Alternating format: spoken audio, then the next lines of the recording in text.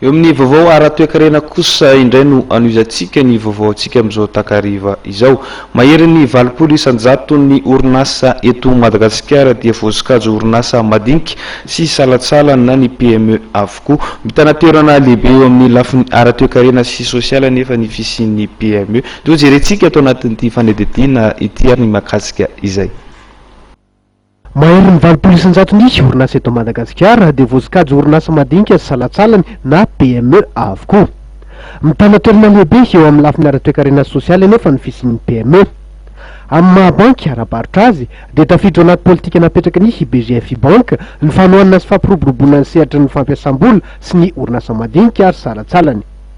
Taontsika somary instable disons économiquement et politiquement zao zany tsika efa somary miditra amina resaka stabilité dia mandeha ny relance économique dia za mahita hoe misy opportunité lehibe ho an'ny banque ahafahana mifinancer indrindra araka le discours nataon'ny DG ny orinasa madinika sy salatsalany ahafahana mamerina izay économie gasy.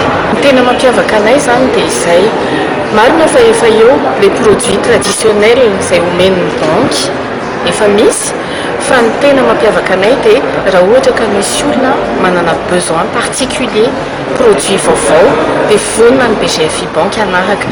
Raha teneniko ny teny tsotra izany raha ataontsika teny vazaha dia hoe banque du sur mesure. 7 miliara ariary ny reny vola kasain'ny BGF bank ampiasainy eto Madagasikara ary 7 miliara ariary mahery ny vola efa nampiasainy. Araka ny fanazavan-tale général lefitra Andriamatoa Patrick Rapotsombo dia maneovana ny fampindramam-bola ihany koa ny banky ho an'ny sehatry ny tao-trano sy ny fanjifana. Manam-pirovon'ny fandraisana andraikitra eo amin'ny fampandrosoana ny sehatra ara-toekarena eto Madagasikara ny nisokafan'ny Masivoho BGF bank etsy amin'ny hall de la Carrette Sorano. Nisokafan'ny tampopo ofisialy zany Masivohon'ny banque BGF Madagasikara zany ny farany herinandro lasa teo.